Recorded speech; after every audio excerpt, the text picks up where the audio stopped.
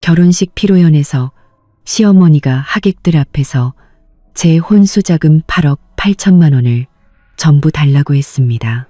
제게는 한 달 생활비로 고작 30만 원을 쥐어주면서요. 곧 약혼할 시동생이 강남에 아파트도 사야 하고 외제차도 뽑아야 하니 형수인 내가 축의금 셈치고 내놓으라는 거였죠.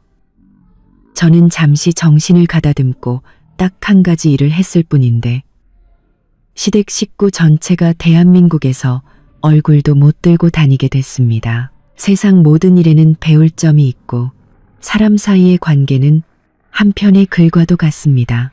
이야기꾼 채널에 오신 것을 환영합니다. 지금부터 제 이야기를 시작하죠. 사회자가 열정 넘치는 목소리로 축복의 말을 건네고 있었습니다. 식장 안은 양가 친척과 친구들로 가득 찼죠. 축배를 드는 소리와 웃음소리가 뒤섞여 결혼식 피로 현장은 온통 시끌벅적했습니다. 저는 고운하는 새하얀 웨딩드레스를 입고 제 남편이 된 박준서 옆에 서서 애써 품위 있는 미소를 짓고 있었습니다. 솔직히 거의 하루 종일 서 있었더니 발목이 욱신거리고 퉁퉁 부었지만 마음만은 달콤했습니다. 제 인생에서 가장 중요한 날 중 하나였으니까요. 바로 그때 사회자가 박준서에게 마이크를 건네며 한마디 해달라고 부탁하는 순간이었습니다. 제 시어머니 김금자 여사가 갑자기 주빈석에서 벌떡 일어났습니다. 화려한 붉은색 한복을 차려입은 시어머니는 얼굴에 웃음을 가득 머금은 채 몇 걸음 만에 무대 중앙으로 성큼성큼 걸어 나왔습니다. 그리고는 사회자 손에서 다른 마이크를 획 낚아챘죠. 시어머니 김금자는 헛기침을 한번 하더니 식장 아래를 향해 큰 소리로 외쳤습니다. 사돈어른, 그리고 내빈 여러분, 오늘 제 아들 준서와 며느리 은하의 결혼식에 와주셔서 정말 감사합니다. 저는 순간 멍해져서 박준서를 쳐다봤습니다. 이게 무슨 상황이냐고 눈빛으로 물었죠.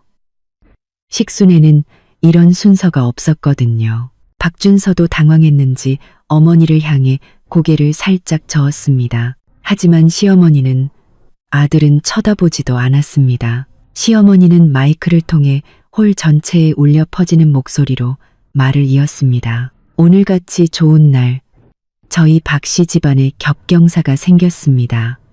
그래서 여러분께 더 중요한 소식을 하나 발표하려고 합니다. 순간 식장 전체가 조용해지며 모든 사람의 시선이 시어머니에게로 쏠렸습니다. 저는 심장이 쿵 하고 내려앉으며 불길한 예감이 들었습니다. 시어머니 김금자는 몸을 돌려 거의 자애롭기까지 한 미소를 지으며 저를 보고 말했습니다. 은하야, 이제 너도 우리 박씨 집안 사람이 되었으니 우리 식구잖니. 엄마는 네가 참돈시하고 착한 아이인 거 다 안단다. 시어머니는 잠시 말을 끊더니 갑자기 톤을 바꾸어 목소리를 높였습니다. 그러니 엄마가 단도직입적으로 말하마. 내 부모님이 혼수 자금으로 8억 8천만 원 주셨지? 그 돈 일단 엄마가 좀 써야겠다. 식장에서는 순간 나지막한 탄식과 웅성거리는 소리가 터져나왔습니다. 저는 제 귀를 의심했습니다. 피가 머리 꼭대기까지 솟구치는 것 같았죠. 8억 8천만 원. 어떻게 이렇게 많은 사람들 앞에서 대놓고 달라는 말을 할 수 있을까요? 시어머니는 제 얼굴이 새하얗게 질린 것은 아랑곳하지 않고 너무나도 당연하다는 듯한 말투로 말을 이어갔습니다. 내 시동생 준호, 걔 여자친구가 임신을 해서 당장 약혼을 해야 한단다. 약혼하려면 돈이 필요하고 차도 사야 하고 강남에 아파트 사려면 돈이 더 많이 들지. 네가 형수니까 이 8억 8천은 준호한테 주는 축의금이라고 생각해라. 저는 손끝이 차가워지며 웨딩드레스 자락을 꽉 움켜쥐었습니다. 제발 한마디라도 해주길 바라며 남편 박준서를 쳐다봤습니다. 하지만 그는 고개를 숙인 채 제 시선을 피하며 어색하게 바지 옆 재봉선을 만지작거릴 뿐 아무 말도 하지 않았습니다. 시어머니 김금자는 그 화려한 한복 가방에서 현금 다발 하나를 꺼내 제 손에 쥐어주었습니다. 제 손등을 툭툭 치며 마치 선심이라도 쓰는 듯한 목소리로 말했죠. 걱정 마라. 엄마가 내 몸에 돈 한 푼 없게 하진 않을 테니 이 30만 원 이달 생활비로 가져가렴. 모자라면 또 엄마한테 말하고. 손에 들린 얇은 돈다발이 시뻘겋게 달아오른 인두처럼 제 손바닥을 지지는 것 같았습니다. 8억 8천만 원이 30만 원짜리 생활비로 바뀌다니 그것도 모자라면 말하라니요. 엄청난 수치심에 온몸이 부들부들 떨렸습니다. 장에 모인 모든 사람의 시선이 바늘처럼 제 몸에 와서 밝혔습니다.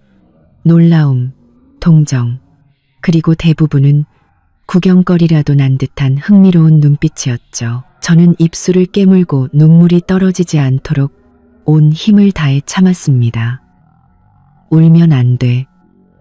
이런 상황에서 이 사람들 앞에서 약한 모습을 보여선 절대 안 돼. 저는 심호흡을 한 번 하고 천천히 내쉬며 억지로 마음을 진정시켰습니다. 시어머니 김금자는 여전히 웃으며 하객들을 향해 말했습니다. 우리 은하 좀 보세요. 너무 기뻐서 말도 못하잖아요.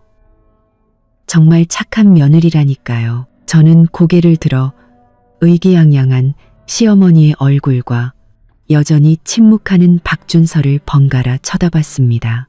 새로운 삶에 대한 작은 기대마저 산산조각 나는 순간이었습니다. 하지만 저는 천천히 아주 순종적이고 심지어는 수줍기까지 한 미소를 얼굴에 띄었습니다. 그리고 시어머니를 향해 조용히 고개를 끄덕였습니다. 피로연이 어떻게 끝났는지는 잘 기억나지 않습니다. 마지막 하객 몇 분을 배웅할 때까지 얼굴에 짓고 있던 그 경직된 미소만이 기억날 뿐입니다. 양쪽 뺨, 근육이 뻣뻣하게 굳어버릴 지경이었죠. 박준서는 계속 제 손을 잡으려 했지만 저는 번번이 태연하게 뿌리쳤습니다. 그의 어머니, 저의 좋은 시어머니 김금자는 아주 만족스러운 듯 얼굴이 환하게 빛났습니다. 집안 친척들을 챙기는 목소리는 그 누구보다 컸죠. 마치 방금 아주 명예롭고 자랑스러운 일이라도 한 사람처럼요. 드디어 신혼집으로 돌아가는 차에 올랐습니다. 준서가 결혼 전에 산 3천만 원짜리 국산 차였죠. 좁은 공간에 우리 둘만 남자. 공기는 숨막힐 듯 무겁게 가라앉았습니다. 준서가 차에 시동을 걸고 한참을 달린 후에야 조심스럽게 입을 열었습니다. 은하야, 오늘 일은 마음에 담아두지 마. 저는 아무 말 없이 차창 밖으로 빠르게 스쳐 지나가는 도시의 불빛만 바라봤습니다. 마음에 담아두지 말라고 8억 8천만 원을 수많은 사람 앞에서 빼앗기고 고작 30만 원 생활비를 받으며 모욕을 당했는데 마음에 담아두지 말라고요? 제가 아무 반응이 없자 준서는 초조해하며 말을 이었습니다. 어머니도 어쩔 수 없으셨어. 준호 상황이 급하잖아. 여자친구 배는 불러오고 차랑집은 꼭 있어야 하는 거고 우리가 형이랑 형수인데 어떻게 안 도와주겠어. 저는 확 고개를 돌려 그를 쏘아봤습니다. 박준서 씨, 그건 내 혼수 자금이야. 우리 부모님이 나를 위해 주신 돈이라고. 당신 동생이 필요하다고 내 돈으로 메워야 해? 그리고 돕는 건 마음에서 우러나와야 하는 거지. 당신들처럼 결혼식장에서 사람들 다 보는 앞에서 강탈하는 게 아니잖아. 제 목소리는 높지 않았지만 한 글자 한 글자가 얼음 송곳 같았습니다. 준서는 제 말에 할 말을 잃은 듯 핸들을 잡은 손에 힘을 주었습니다. 잠시 침묵하던 그는 한숨을 쉬며 애원하는 듯한 말투로 바꿨습니다. 은하야, 네가 속상한 건 알겠는데 그 돈 너한테 있어도 그냥 통장에 넣어둘 거잖아. 일단 어머니가 급한 불 끄는 데 쓰면 어때서 그래? 이제 우린 한 가족이잖아. 내 것이 내 것이고 내 것도 우리 집 것이지. 그리고 어머니가 생활비도 챙겨주셨잖아. 마음속엔 널 생각하고 계신다니까. 30만 원. 저는 거의 비웃음이 터져 나올 뻔했습니다. 박준서 씨, 당신 한 달 월급이 500만 원인데 이 30만 원으로 내가 얼마나 버틸 수 있을 거라고 생각해. 그리고 그 8억 8천만 원 언제 갚을 건데? 준서의 얼굴이 굳어지며 더듬거렸습니다. 아니, 뭘 또 갚는다는 말을 그렇게 서운하게 해. 준호가 자리 잡고 집안 형편이 좀 나아지면 당연히 너한테 잘해줄 거야. 집안 형편이 나아지면 그 말을 되뇌는 순간 제 마음속 마지막 기대마저 가라앉았습니다. 저는 그를 1시간 전만 해도 신부님 앞에서 평생 저를 사랑하고 아끼겠다고 맹세했던 남자를 쳐다봤습니다. 지금 그는 탐욕스러운 어머니와 철없는 동생을 위해 저와 말장난을 하고 있었습니다. 저는 심호흡을 하며 최대한 차분한 목소리로 말했습니다. 박준서 씨, 그래서 오늘 무대에서 어머님이 그런 말과 행동을 하실 때 당신은 미리 알고 있었던 거지? 준서의 눈빛이 순간 흔들렸습니다. 아주 짧은 순간이었지만 저는 똑똑히 봤습니다. 그는 직접 대답하는 대신 얼버무리며 말했습니다. 어머니도 다 이 집안을 위해서 그러신 거야. 은하야, 네가 좀 더 어른스럽게 이해해주면 안 될까? 꼭 이렇게 다들 불편하게 만들어야겠어? 알겠습니다. 이제 다 알겠습니다. 그는 몰랐던 게 아니라 묵인했던 겁니다. 어쩌면 공범이었을지도 모르죠. 저는 의자 등받이에 몸을 기댔습니다. 가상파디에 온몸의 힘이 쭉 빠져나가는 기분이었습니다. 창밖에 화려한 야경이 흐릿하게 번졌습니다. 처음부터 끝까지 저는 그저 이방인이었고 그들만이 가족이었습니다. 저와 제 혼수 자금은 그저 그들 집안의 구멍을 메우는 도구에 불과했던 겁니다. 심장이 얼음물에 담긴 것처럼 차갑게 식어 딱딱하게 굳어버렸습니다. 차는 마침내 아파트 단지로 들어와 동 앞에 멈췄습니다. 준서는 시동을 껐지만 바로 내리지 않고 분위기를 풀어보려 무언가 더 말하려는 듯했습니다. 저는 그에게 기회를 주지 않았습니다. 바로 차문을 열고 내려 뒤도 돌아보지 않고 동현관으로 들어갔습니다. 차가운 타일 바닥에 하이힐 소리가 또각또각 조용한 밤 공기 속에 유난히 날카롭게 울렸습니다. 준서가 황급히 차를 잠그고 제 뒤를 따라 엘리베이터에 탔습니다. 좁은 엘리베이터 안 우리는 각자 구석에 서 있었습니다. 짧은 거리였지만 마치 건널 수 없는 강이 우리 사이에 흐르는 것 같았습니다. 신혼 첫날 밤. 우리의 신혼집은 12층에 위치한 방 3개짜리 아파트였습니다. 인테리어는 부모님이 돈을 대주셨고 제가 좋아하는 심플한 스타일로 꾸몄죠. 하나하나 세심하게 고른 가구와 소품에는 새로운 삶에 대한 제 기대가 담겨 있었습니다. 하지만 지금 익숙한 현관문 앞에 서니 모든 것이 낯설고 숨막히게 느껴졌습니다. 준서가 열쇠로 문을 열자 제가 먼저 안으로 들어섰습니다. 거실 등은 켜지 않고 현관의 센서 등만 저절로 켜져 희미한 빛을 내뿜었습니다. 준서가 따라 들어와 문을 닫으며 애써 다정한 척, 그러나 감출 수 없는 피곤함이 섞인 목소리로 말했습니다. 은하야, 하루 종일 피곤했지. 일단 씻고 쉬자. 무슨 일이든 내일 얘기하면 안 될까?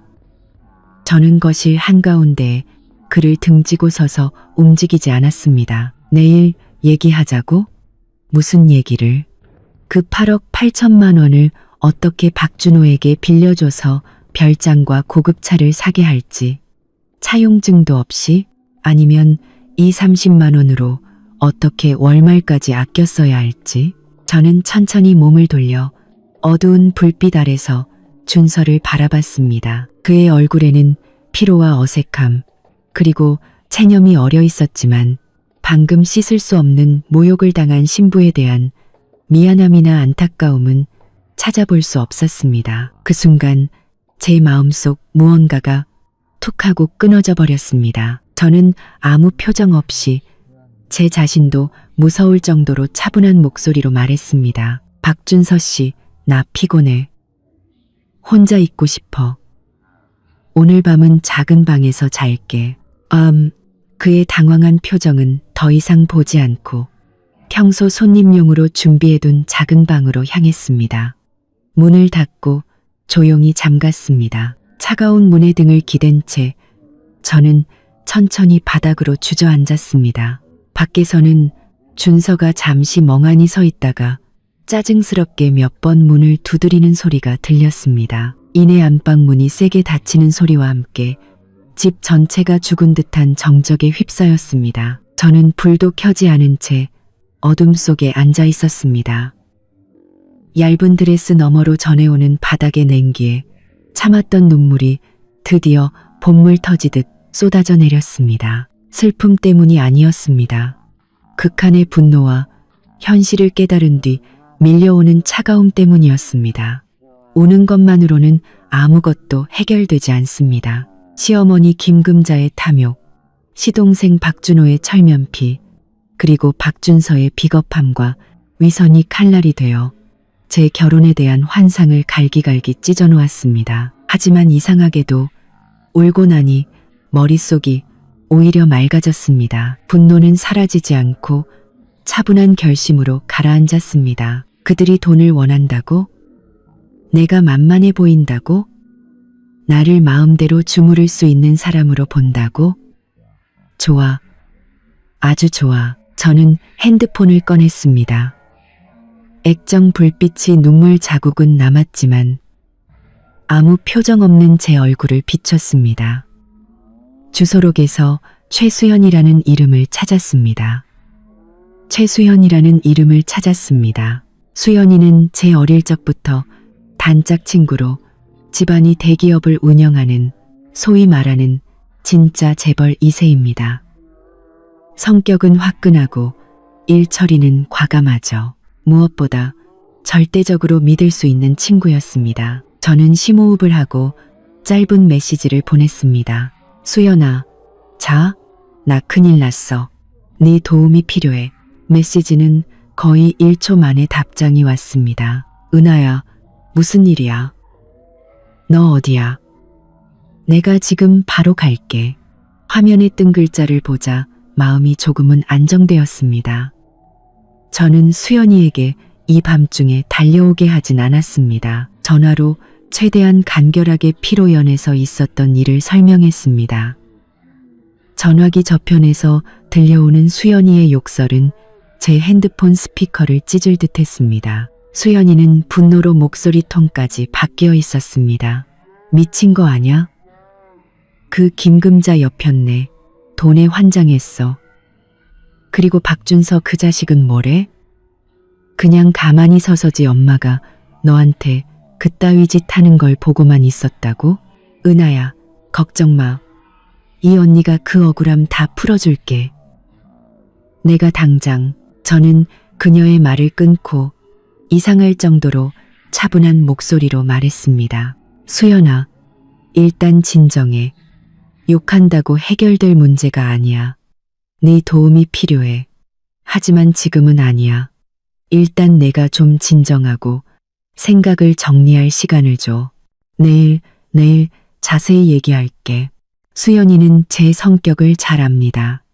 제가 그저 울기만 하는 사람이 아니라는 것을요. 그녀는 억지로 화를 누르며 말했습니다. 알았어, 은하야. 연락 기다릴게. 돈이 필요하든 사람이 필요하든 말만 해. 절대 혼자 끙끙 앓지 마. 전화를 끊고 저는 차가운 바닥에 한참을 앉아 있었습니다. 사지가 저려올 때쯤에야 천천히 일어섰습니다.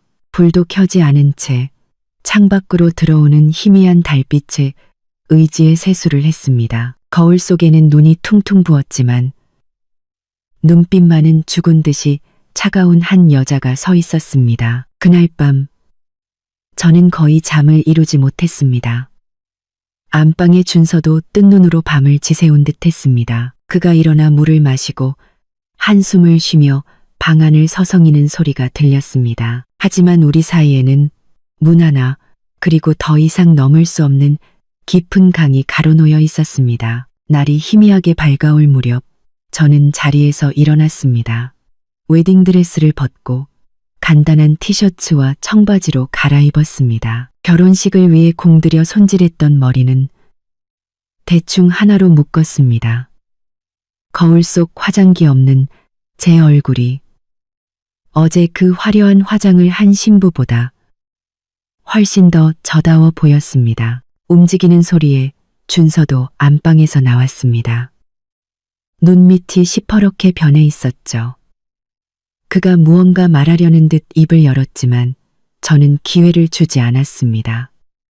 대충 챙긴 작은 가방을 들고 아무 감정 없는 목소리로 말했습니다. 저 며칠 친정에가 있을게요. 준서가 순간 당황하며 저를 잡으려 다가왔습니다. 은하야, 이러지 마. 우리 이제 막 결혼했는데 네가 이렇게 친정에 가버리면 남들이 어떻게 보겠어?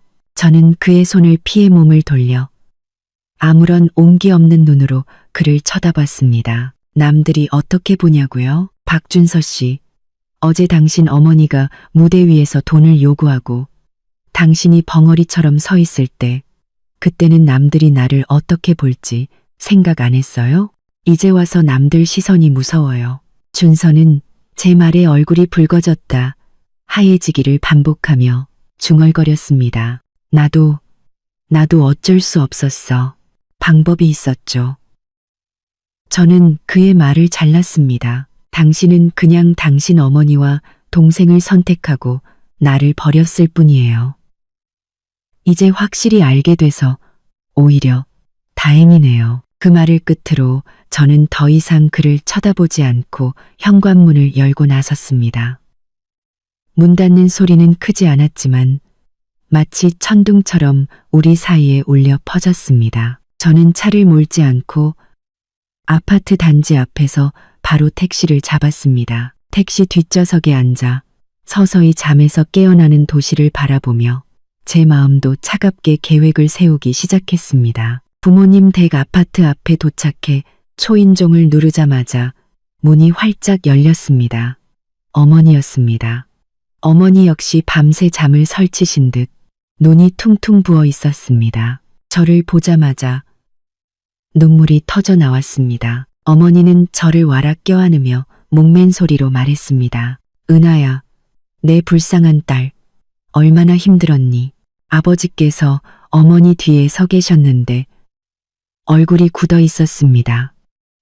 평소늘 웃으시던 얼굴에 먹구름이 가득했죠. 아무 말 없이 깊은 한숨만 내쉬고는 거실로 들어가셨습니다. 저는 어머니의 등을 토닥이며 나지막이 말했습니다. 엄마, 나 괜찮아. 울지 마. 집에 들어와 앉아. 어머니는 제 손을 잡고 어제 상황을 자세히 물으셨습니다. 저는 가능한 한 차분하게 과장 없이 있었던 일을 그대로 설명했습니다. 하지만 그 한마디가 부모님 가슴에는 비수처럼 밝혔을 겁니다. 어머니는 분노로 온몸을 떨었습니다. 김금자 그 여자. 어떻게 감히 8억 8천만 원이 88만 원인 줄 아나. 이건 대놓고 강도짓이야. 그리고 박준서 그 자식 정말 한심하기 짝이 없구나. 내가 처음부터 걔는 책임감 없어 보인다고 했지. 아버지는 조용히 듣고만 계셨습니다. 손에 든 찻잔을 꽉 쥐고 계셨죠. 제 말이 끝나자 아버지는 찻잔을 테이블에 쾅 소리가 나게 내려놓으셨습니다. 찬물이 밖으로 튀었죠. 아버지는 억누를 수 없는 분노가 담긴 낮은 목소리로 말씀하셨습니다. 이런 법이 어디 있나. 사람을 뭘로 보고 그 박씨 집안, 우리 고씨 집안을 아주 호구로 바꾸먼. 아버지는 저를 보셨습니다. 그 눈빛에는 안타까움과 함께 단호함이 서려 있었습니다. 은하야, 걱정 마라. 아빠가 있다. 네가 당한 억울함 그냥 넘기지 않을 거다. 그들이 어떻게 그 돈을 삼켰든 그대로 다시 뱉어내게 만들 테니. 저는 아버지를 보며 마음이 시큰하면서도 따뜻해졌습니다. 아버지가 그저 하시는 말씀이 아니라는 걸 알았습니다. 아버지는 중견기업을 운영하시며 평소에는 온화하시지만 절대 남에게 얕보이는 분이 아니셨습니다. 저는 고개를 저으며 말했습니다. 아빠, 엄마, 돈은 당연히 되찾아야죠. 하지만 이건 단순히 돈 문제가 아니에요. 그 집안은 뿌리부터 썩었어요. 제가 원하는 건 단순히 돈을 돌려받는 게 아니에요. 그들이 이번 일에 대한 대가를 치르게 하고 싶어요. 어머니는 눈물을 닦으며 걱정스럽게 말씀하셨습니다. 은하야, 어떻게 하려고? 괜히 그 사람들이랑 정면으로 부딪히다가 너만 다쳐. 저는 어머니의 손을 잡고 안심시키는 눈빛으로 말했습니다. 엄마, 걱정 마세요. 저 무모하게 덤비지 않아요. 그들이 돈을 그렇게 좋아하잖아요. 돈만 있으면 뭐든지 할 수 있다고 생각하잖아요. 그럼 제가 돈이 주는 좋은 점을 제대로 맛보게 해줄게요. 저는 아버지를 향해 진지한 말투로 말했습니다. 아빠, 예전에 아빠 오랜 친구분 아들이 개인 조사나 리스크 컨설팅 같은 일을 한다고 하셨죠? 아주 실력 좋다고요. 아버지는 잠시 놀라시더니 이내 제 의도를 알아차리셨습니다. 아버지의 눈빛에는 놀라움과 함께 칭찬과 지지가 담겨 있었습니다. 그래, 맞다. 윤 사장 아들, 윤석진. 해외 최고의 보안 회사에서 몇 년 일하다가 돌아와서 개인 사무실을 차렸지. 까다로운 문제들을 전문적으로 처리해. 사람은 확실하고 능력도 아주 뛰어나. 아, 아빠, 그분 좀 연결해 주실 수 있으세요? 최대한 빨리 만나 뵙고 싶어요. 저는 전문가의 도움이 필요하다고. 저와 수연이 힘만으로는 부족할 수 있다고 말씀드렸습니다. 아버지는 망설임 없이 고개를 끄덕이셨습니다.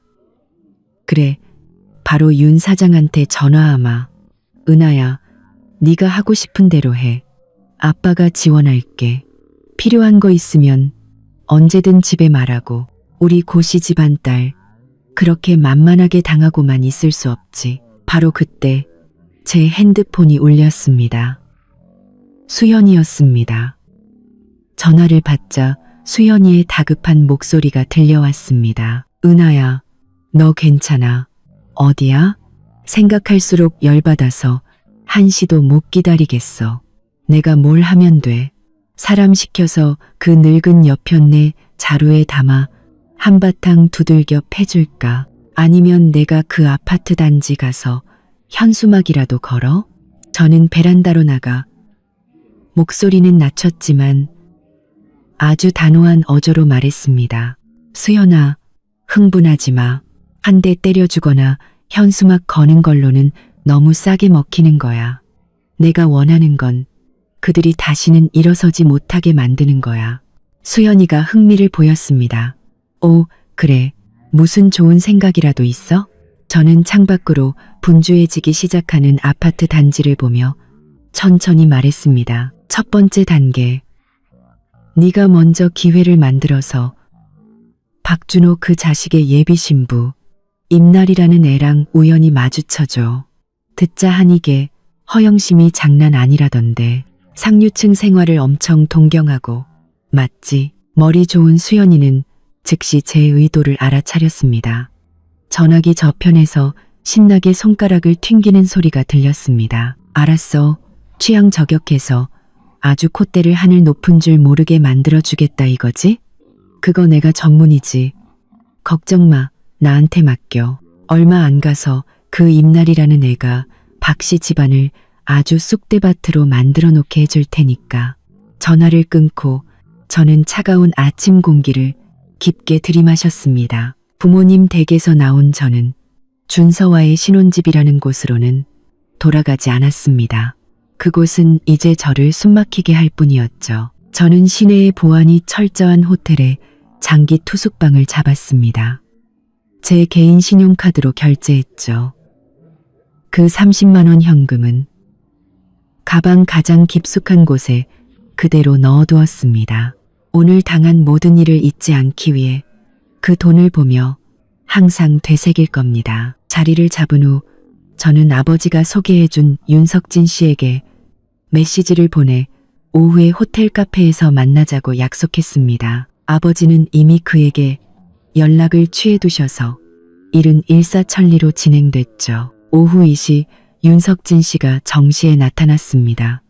그는 30대 초반으로 보였고 키가 크고 간단한 검은색 재킷에 캐주얼 바지를 입고 있었습니다. 전체적으로 아주 깔끔하고 눈빛은 날카로우면서도 예의를 잃지 않았습니다. 손에는 태블릿 PC를 들고 있었는데 탐정이라기보다는 IT 전문가처럼 보였죠. 간단히 인사를 나눈 후 우리는 조용한 구석에 자리를 잡았습니다. 윤석진 씨는 바로 본론으로 들어갔습니다. 그의 말투는 전문적이고 차분했죠. 고은아 씨 아버님께 대략적인 상황은 들었습니다. 시어머니 되시는 김금자 씨와 시동생 박준호 씨에 대해 어떤 정보를 조사해 드릴까요? 저는 커피를 한 모금 마시고 마음을 가다듬으며 최대한 명확하게 제 요구를 전달했습니다. 윤석진 씨 2가지를 알아봐 주셨으면 합니다. 첫째, 김금자 씨가 제 돈 8억 8천만 원을 가져간 후 그 돈이 어떻게 쓰였는지 구체적인 흐름을 알고 싶습니다. 모든 이체와 소비 내역, 상세할수록 좋습니다. 둘째, 박준호와 그의 약혼녀 임나리의 모든 상황을 조사해 주세요. 특히 임나리의 배경, 성격, 인간관계, 그리고 그들이 현재 보고 있는 차와 아파트에 대한 구체적인 정보가 필요합니다. 윤석진 씨는 고개를 끄덕이며 태블릿에 빠르게 기록했습니다. 자금 흐름은 어렵지 않습니다. 계좌 정보만 있으면 몇 가지 경로를 통해 추적이 가능합니다. 인물 조사는 시간이 조금 필요합니다. 특별히 주의해야 할 점이 있습니까? 저는 잠시 생각하다가 덧붙였습니다. 임나리의 물질에 대한 태도, 그리고 그녀와 박준호 사이에 이용할 만한 갈등 요소가 있는지 중점적으로 봐주세요. 저는 잠시 말을 멈추고 목소리를 조금 낮췄습니다. 그리고 제 남편 박준서의 최근 통화 기록과 행적도 주시해 주세요. 특히 김금자, 박준호와의 연락 내용을요. 이 말을 할 때 제 마음은 따끔거렸습니다.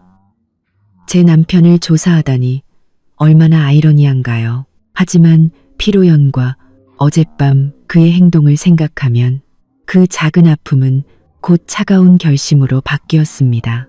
적에 대한 자비는 곧 자신에 대한 잔인함이니까요. 윤석진 씨의 얼굴에는 아무런 변화 없이 그저 차분하게 기록할 뿐이었습니다. 알겠습니다. 최대한 빨리 초기 보고서를 드리겠습니다. 조사 과정에서 합법적이지 않은 수단으로 정보를 얻어야 할 경우 사전에 소통하고 허가를 받도록 하겠습니다. 네, 좋습니다. 저는 고개를 끄덕였습니다. 김금자 같은 사람을 상대하려면 전공법만으로는 안 된다는 걸 잘 알고 있었습니다. 윤석진 씨와 이야기를 마치자 마음이 조금은 든든해졌습니다. 방으로 돌아오자마자 수연이에게서 전화가 걸려왔습니다. 근대순 동석진 전화가 걸려왔습니다. 목소리에는 억누를 수 없는 흥분이 담겨 있었죠. 수연이는 빠른 속도로 말했습니다. 은하야, 다 알아냈어. 박준호, 그 자식의 보물단지, 임나리, 작은 무역회사에서 안내 데스크 일한대. 눈은 하늘같이 높아서 맨날 재벌가의 시집갈 꿈이나 꾸고 있더라. 내 친구 동생이 걔랑 같은 헬스클럽 다니는데 듣자 하니 요즘 헬스장에서 자기가 곧 약혼하는데 예비시댁이 돈이 많아서 포르쉐도 사주고 청담동에 있는 그 로얄 팰리스 아파트도 사준다고 자랑하고 다닌대. 로얄 팰리스, 그 아파트는 최고급 주거단지로 알고 있었습니다. 한 채에 최소 50억은 훌쩍 넘을 텐데요. 김금자, 정말 대담하군요. 제 돈 8억 8천만 원으로 50억이 넘는 아파트를 넘보다니. 정말 대단한 계산입니다. 수연이가 말을 이었습니다. 내가 그 동생 시켜서 일부러 친한 척하면서 팔자 좋다고 칭찬 좀 해줬더니 입나리게 꼬리가 하늘까지 올라갔대. 자기 예비 시어머니가 자기를 엄청 예뻐해서 뭐든 다 해준다고 했다더라. 은하야, 내가 걔랑 어떻게 우연히 마주치는 게 자연스러울까? 저는 잠시 생각하다가 좋은 수가 떠올랐습니다. 수연아, 내 명의로 된 고급 편집숍 있잖아. 며칠 뒤에 작은 규모로 신상품 비공개 품평회를 열어.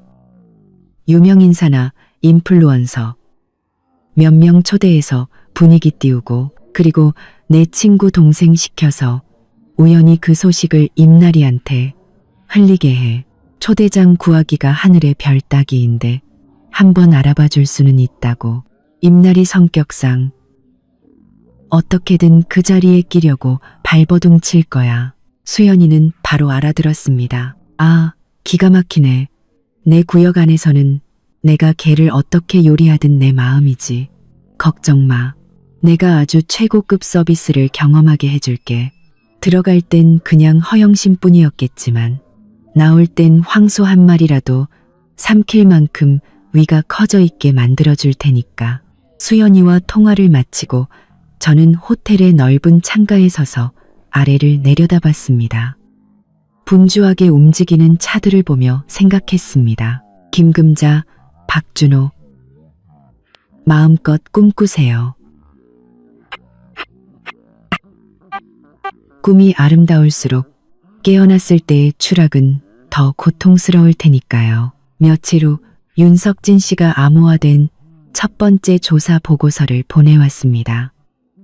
그의 일 처리 속도는 놀라울 정도였죠. 보고서에 따르면 제 혼수자금 8억 8천만 원은 피로연 다음 날 김금자에 의해 2번에 걸쳐 인출되었습니다. 3억은 박준호의 계좌로, 나머지 5억 8천만 원은 김금자가 새로 개설한 자신의 계좌로 이체되었더군요. 그리고 박준호 계좌의 3억은 입금된 지 1시간도 채 안 되어 한 포르쉐 매장으로 송금되었습니다. 차 계약금을 지불한 것이 분명했죠. 보고서에는 박준호와 임나리가 매장에서 차를 구경하는 사진 몇 장도 첨부되어 있었습니다. 임나리는 박준호의 팔짱을 낀 채 활짝 웃으며 빨간색 스포츠카를 가리키고 있었습니다. 박준서도 그 옆에서 아첨에 가까운 미소를 짓고 있었죠. 사진 속 의기양양한 얼굴들을 보자 제 심장이 바늘에 찔린 듯 아팠습니다. 윤석진 씨는 보고서 말미에 이렇게 덧붙였습니다. 로얄 팰리스 아파트 계약금 협의 진행 중. 김금자 씨가 곧 본인 계좌에 5억 8천만 원을 계약금으로 지불할 것으로 예상됨. 또한 박준서 씨가 최근 심야에 여러 차례 단독 외출하는 등 행적이 다소 이례적이라 추가 추적 중임. 박준서가 심야의 외출을 뭘 하러? 잠시 의문이 들었지만 곧 더 강한 감정에 휩쓸렸습니다. 지금 그의 시시콜콜한 일까지 신경 쓸 여유는 없었습니다. 저는 핸드폰을 들어 수연이에게 전화했습니다. 수연아, 때가 된 것 같아. 임나리가 내 그 품평의 초대장을 운 좋게 받을 수 있게 해줘.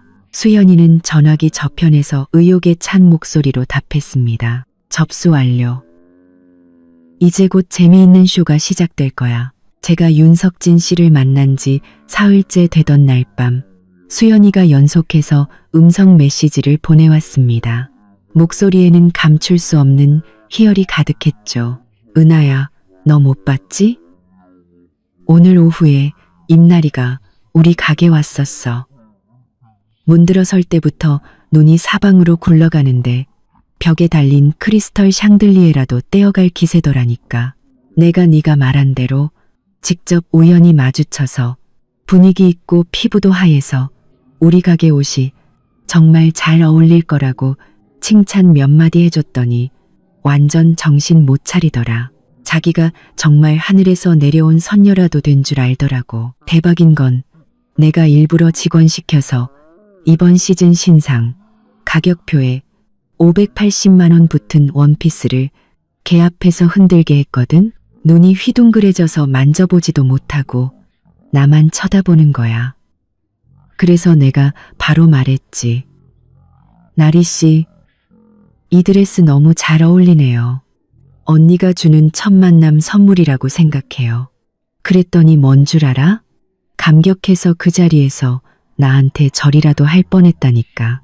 그리고 내가 슬쩍 다음 주에 개인 요트 파티에 가는데 다 아는 사람들끼리 모인다고 했더니 그 부러워하는 눈빛 감추지를 못하더라. 내가 보니까 불이 거의 다 붙었길래 준호 씨랑 사이만 좋으면 앞으로 그런 자리는 얼마든지 갈 수 있다고 넌지시 말해줬지.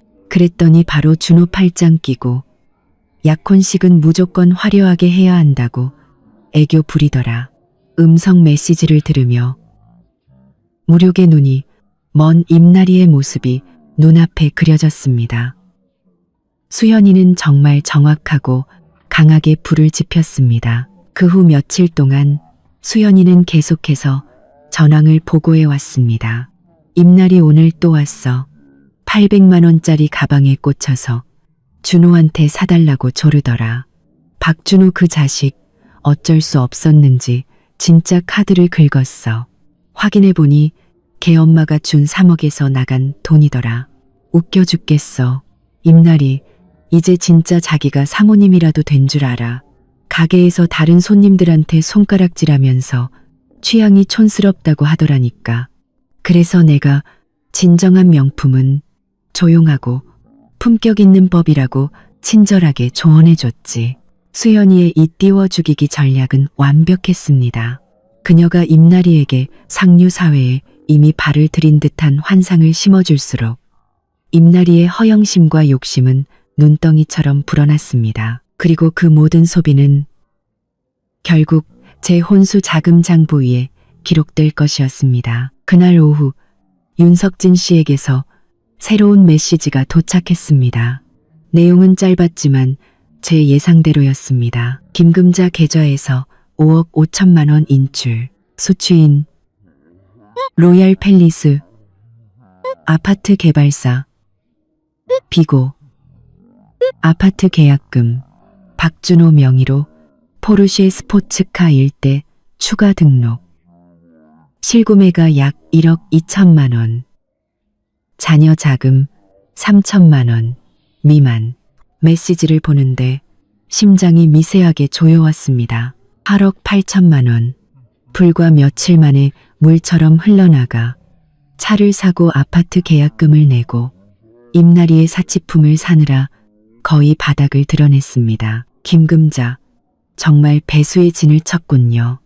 자신에게 돌아갈 길은 조금도 남겨두지 않은 채 저는 윤석진 씨에게 답장했습니다. 자금 흐름과 박 씨 가족 모두의 동향을 계속 감시해 주세요. 특히 박준서 씨를요. 핸드폰을 내려놓자마자 박준서에게서 전화가 걸려왔습니다. 제가 집을 나온 이후로 그가 먼저 연락한 것은 이번이 처음이었습니다. 전화기 너머 그의 목소리는 피곤해 보였지만 애써 밝은 척하고 있었습니다. 은하야, 장모님 댁에서 잘 지내. 화는 좀 풀렸어? 저는 그의 말을 무시하고 바로 물었습니다. 무슨 일이에요? 준서가 잠시 머뭇거리더니 말했습니다. 은하야, 그게 준호랑 나리 약혼식이 다음 주말로 잡혔어. 어머니 말씀이 그래도 한 가족인데 너도 와야 하지 않겠냐고. 친척들 다 모이는데 네가 없으면 모양새가 안 좋잖아. 저는 거의 비웃음이 터져 나올 뻔했습니다. 이제 와서 모양새가 안 좋다고요? 제 결혼식 피로연에서 대놓고 혼수자금을 강탈할 때는 모양새가 안 좋을 거란 생각은 안 했나요? 저는 담담하게 말했습니다. 저 요즘 몸이 안 좋아서요. 조용히 쉬고 싶네요. 약혼식은 못 갈 것 같아요. 저 대신 축하한다고 전해주세요. 준서가 다급해졌습니다. 은하야, 이러지 마. 어머니가 그 돈은 집에서 빌린 셈치고 준혼에 안정되면 꼭 갚겠다고 하셨어. 꼭 이렇게 다들 얼굴 붉히게 만들어야겠어? 넌 좀 어른스럽게 이 집안을 생각해주면 안 돼? 또 어른스럽게 또 집안을 생각해서. 이 익숙한 논리를 들으며 제 마음은 완전히 무감각해졌습니다. 박준서 씨, 마지막으로 말할게요. 안 가요. 당신들 집안 경사는 당신들끼리 축하하세요. 별일 없으면 끊을게요. 그가 더 말하기 전에 저는 바로 전화를 끊고 그의 번호를 차단 목록에 추가했습니다.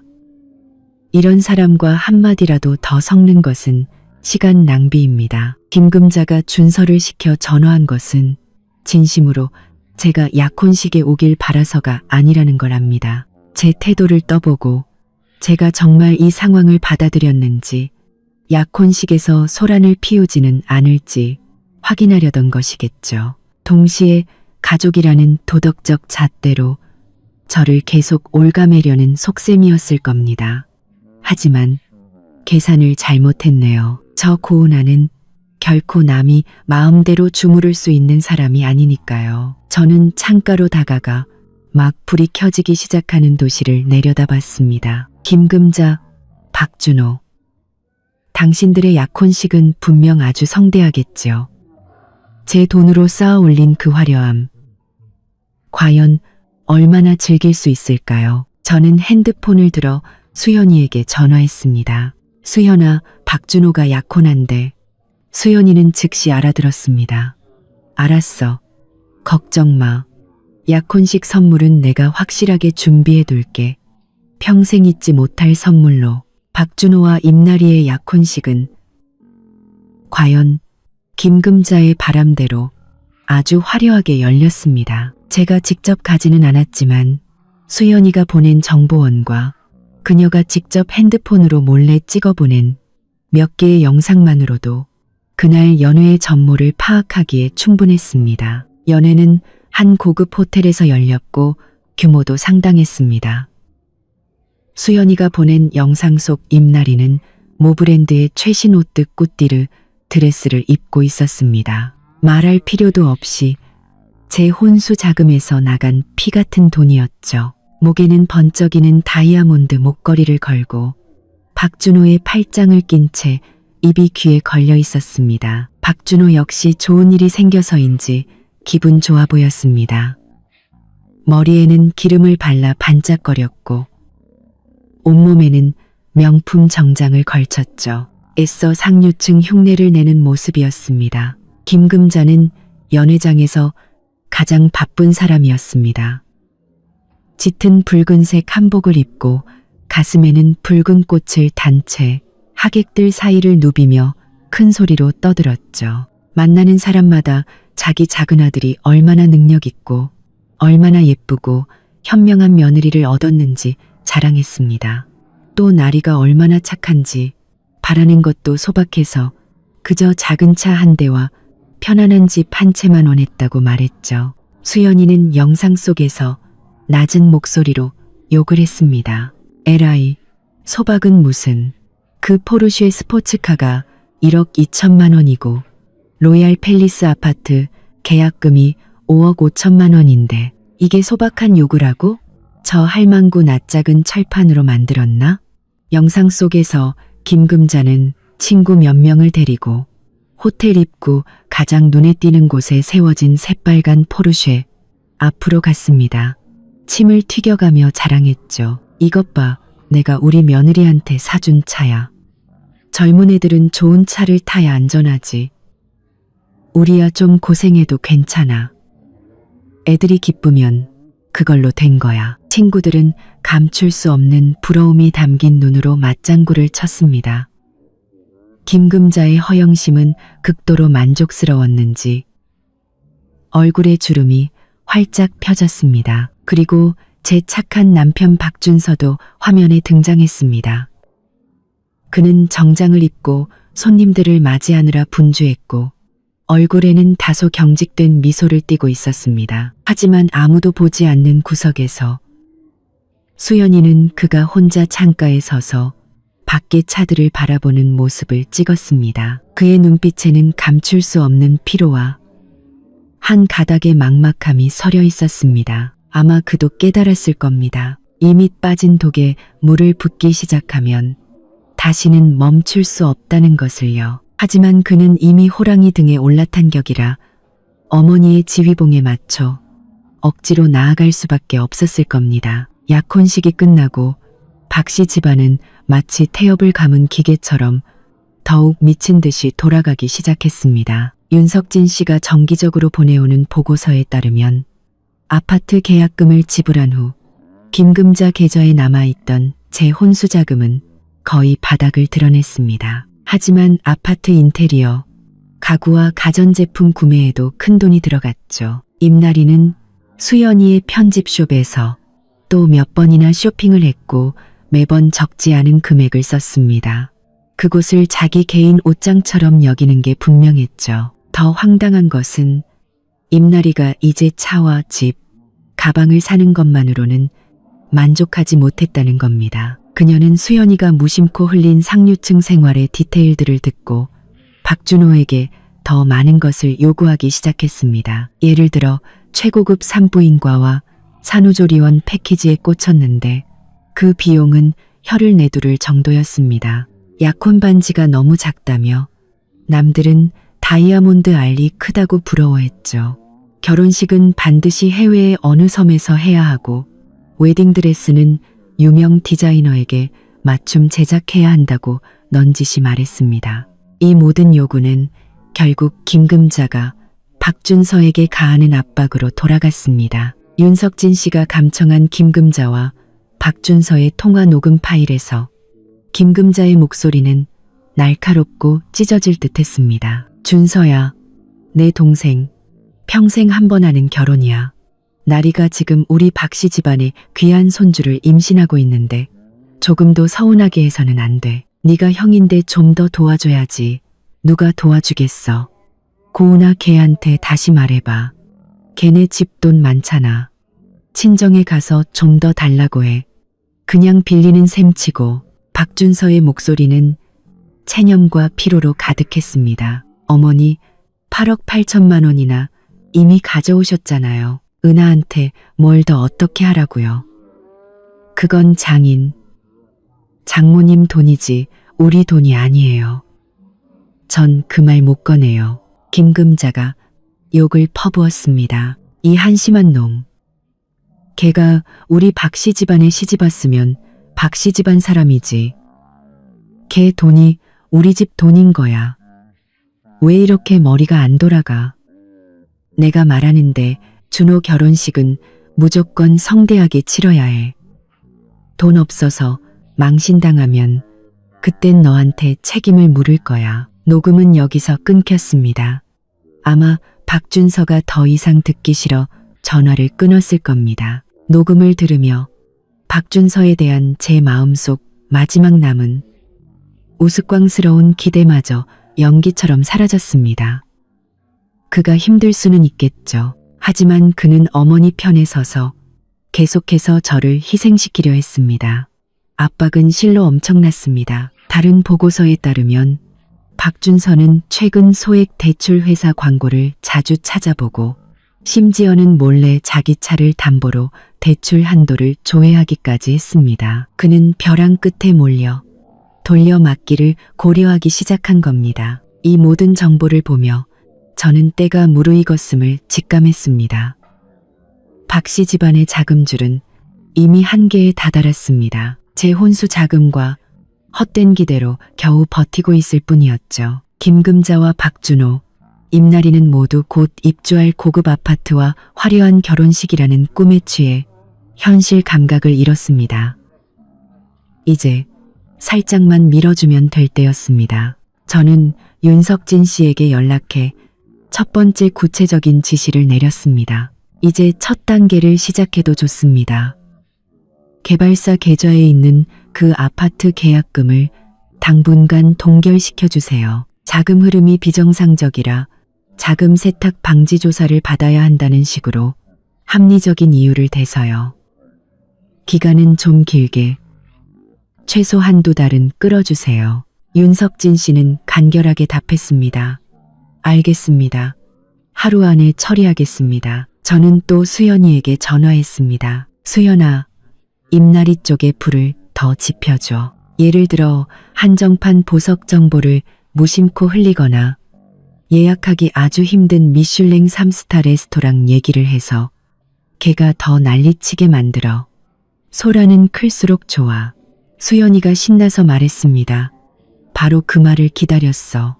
내가 그 임나리 때문에 박씨 집안이 아주 난장판이 되게 해줄게. 핸드폰을 내려놓고 저는 창가에 섰습니다. 밤의 도시는 여전히 휘황찬란했습니다. 시어머니, 시동생. 높이 오를수록, 꿈이 아름다울수록 추락은 더 고통스러운 법이죠. 윤석진 씨의 일 처리 속도는 여전했습니다. 제가 지시를 내린 다음 날 오후, 그에게서 짧은 메시지가 도착했습니다. 적동 대선 있다. 처리 완료. 개발사는 은행으로부터 위험 경고를 받았으며 계약금 계좌 동결 절차가 시작되었습니다. 거의 동시에 수연이에게서 전화가 걸려왔습니다. 목소리에는 구경꾼의 흥분이 가득했죠. 은하야, 시작됐어. 임나리가 방금 나한테 울먹이면서 음성 메시지 보냈어. 아파트 쪽에 문제가 생겼대.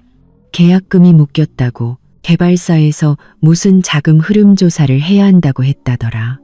박준호는 지금 집에서 지엄마랑 펄펄 뛰고 있대. 저는 박씨 집안이 지금 얼마나 난장판일지 눈에 선했습니다. 김금자는 분명 당황했을 겁니다. 그녀는 꿈에도 생각 못했겠죠. 거의 손에 넣었다고 생각한 아파트가 자금 흐름 비정상이라는 들어본 적도 없는 이유로 발목이 잡힐 줄은요.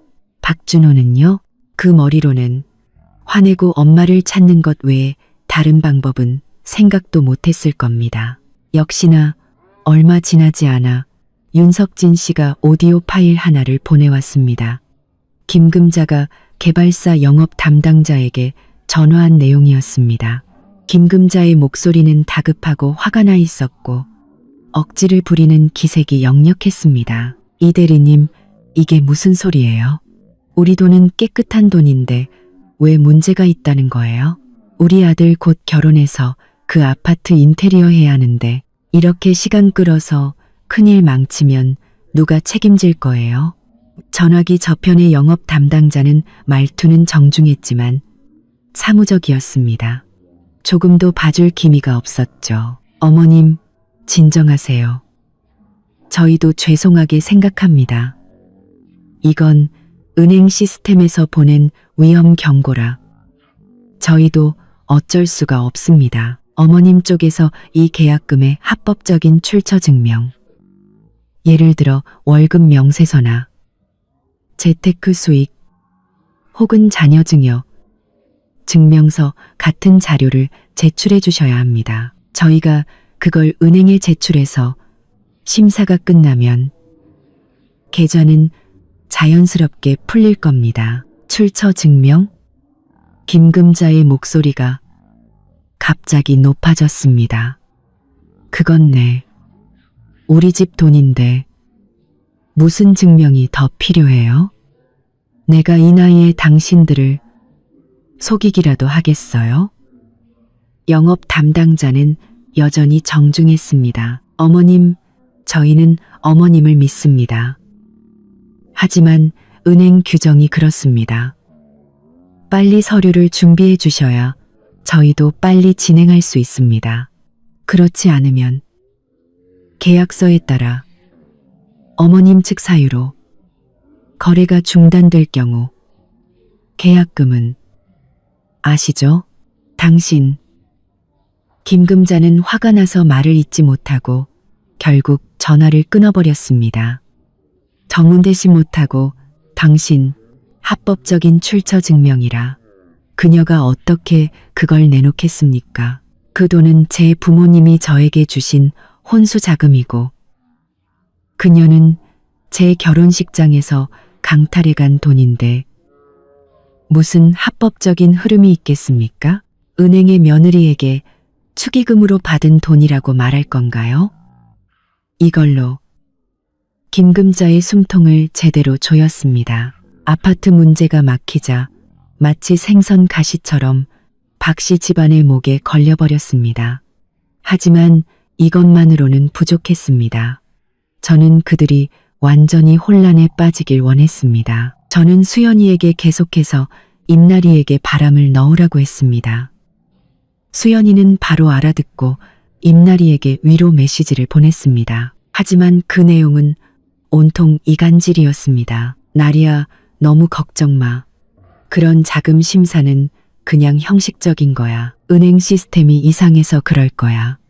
근데 로얄 팰리스가 워낙 인기가 많아서 노리는 사람이 많대. 듣자 하니 어떤 사장님이 너희가 계약한 그 집을 보고 어떻게 안 되겠냐고 줄을 대고 있다더라. 너희 빨리 서둘러야 할 텐데. 다 된 밥에 재 뿌리는 거 아니야? 이 말은 끓는 기름에 물을 붓는 격이었습니다. 임나리는 원래 아파트 문제로 초조해하고 있었는데 다른 사람이 가로챌 수도 있다는 말을 듣자 불에 기름을 부은 듯이 화가 났습니다. 그녀는 이 말을 과장해서 박준호와 김금자에게 전했습니다. 이로써 박 씨 집안은 완전히 뒤집어졌습니다. 김금자는 자금 출처 증명을 어떻게 만들지 골머리를 앓으면서 동시에 매일 울고불고 불평하는 임나리를 상대해야 했습니다. 박준호는 임나리 때문에 짜증이 났지만 어머니에게는 화를 내지 못하고 그 화를 박준서에게 풀었습니다. 윤석진 씨가 제공한 다른 녹음 파일에서 박준호는 박준서에게 소리쳤습니다. 형, 어떻게 좀 해봐. 나리가 매일 우는데 이러다 애까지 잘못되겠어. 그 아파트 날아가면 나 결혼 어떻게 해. 다 형 때문이야. 애초에 형이 그런 여자랑 결혼하지만 않았어도 이런 골치 아픈 일은 없었을 거 아니야. 박준서의 목소리는 억눌린 분노와 무력감으로 가득했습니다. 내 탓이라고? 준호야, 돈은 엄마가 가져갔고 차는 네가 샀고 아파트는 너희가 원했잖아. 이제 문제 생기니까 나한테 뒤집어 씌우는 거야? 내가 무슨 방법이 있는데. 몰라. 박준호가 억지를 부렸습니다. 형은 형이잖아. 형이 책임져야지. 고은아한테 가서 말해. 걔네 집에서 증명서 하나 떼어달라고 하란 말이야. 안 그러면 이대로는 못 살아. 이 개싸움 같은 다툼을 들으며 제 마음에는 아무런 동요도 없었습니다. 모두 그들이 자초한 일이었습니다. 아느테테 푸십. 그런데 윤석진 씨의 다음 보고서는 제 미간을 찌푸리게 했습니다. 보고서에 따르면 박준서는 엄청난 압박감 속에서 행동이 더욱 이상해졌습니다. 그는 여러 소액 대출 회사에 실제로 문의했을 뿐만 아니라 심지어는 일부 고급 유흥업소에 자주 드나들기 시작했습니다. 누군가를 만나는 듯했죠. 한 번은 윤석진 씨의 사람이 그가 심야의 한 고급 가라오케에서 나오는 것을 찍었는데 그의 곁에는 화려하게 차려입은 젊은 여자가 있었습니다. 두 사람은 꽤 친밀해 보였죠. 박준서, 자포자기한 걸까요? 아니면 다른 꿍꿍이가 있는 걸까요?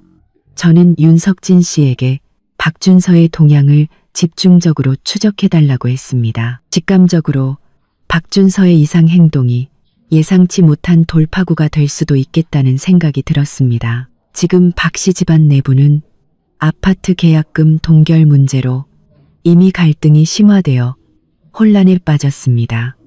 김금자는 안절부절 못하고 박준호는 무능하게 화만 내고 임나리는 원망만 늘어놓고 박준서는 행적이 묘연합니다. 하지만 이 불길은 아직 충분히 거세지 않습니다. 더 강한 바람이 불어 그들을 완전히 붕괴 직전으로 몰아가야 합니다. 저는 핸드폰을 들어 수연이에게 전화했습니다. 목소리는 차가웠습니다. 수연아, 다음 단계로 넘어갈 때야. 임나리한테 아파트 말고도 더 큰 선물이 기다리고 있다는 걸 알려줘.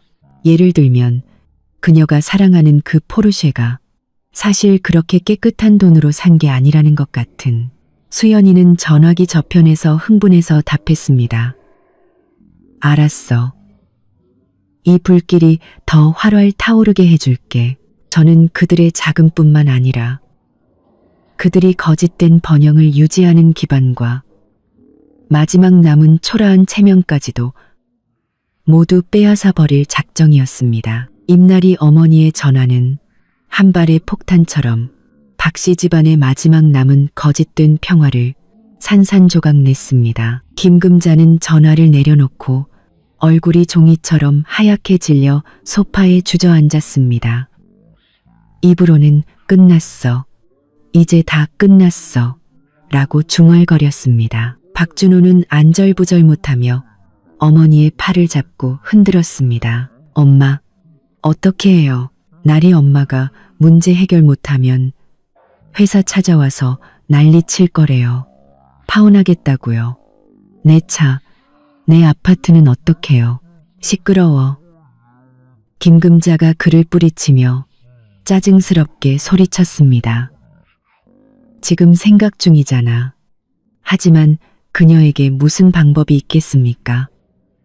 자금 출처 증명은 죽어도 내놓을 수 없고 회사에 찾아온다고? 김금자는 동사무소에서 작은 팀장 자리를 맡고 있었는데 그 얄팍한 체면과 권력을 가장 중요하게 생각했습니다. 사돈이 회사까지 찾아와 소란을 피우면 그녀의 체면은 땅에 떨어지고 직장 생활도 끝장날 겁니다. 조용히 있던 박준서가 벌떡 일어섰습니다. 얼굴이 무섭게 굳어 있었죠. 이제 와서야 급하세요? 애초에 돈 가져가실 때 이런 결과는 생각 안 하셨어요? 화가 머리끝까지 난 김금자는 큰아들의 반박에 모든 화를 그에게 쏟아냈습니다. 박준서, 너 지금 무슨 태도야? 네가 제대로 못해서, 네 마누라 하나 관리 못해서 우리가 이 지경이 된 거 아니야. 네가 능력이 있어서 큰 돈을 벌어왔으면 우리가 개혼수 자금의 손이라도 댔겠어? 또 이 소리. 박준서의 가슴이 거칠게 오르내렸습니다. 그는 눈앞에 막무가내인 어머니와 철없는 동생을 보며 거대한 절망과 분노에 휩싸였습니다. 그는 처음으로 물러서지 않고 눈이 충혈된 채로 소리쳤습니다. 제가 제대로 못했다고요? 제가 큰 돈 못 번다고요? 그럼 제 돈, 제 아내 돈 쓰지 마셨어야죠. 이제 와서 문제 생기니까 저한테 책임 떠넘기시는 거예요? 전 못해요. 그 말을 끝으로 그는 문을 박차고 나가버렸습니다. 쾅 하는 소리에 집 전체가 울렸습니다. 박준호는 형의 모습에 놀라 잠시 멍하니 있다가 다시 김금자에게 매달렸습니다. 엄마, 저 버리시면 안 돼요.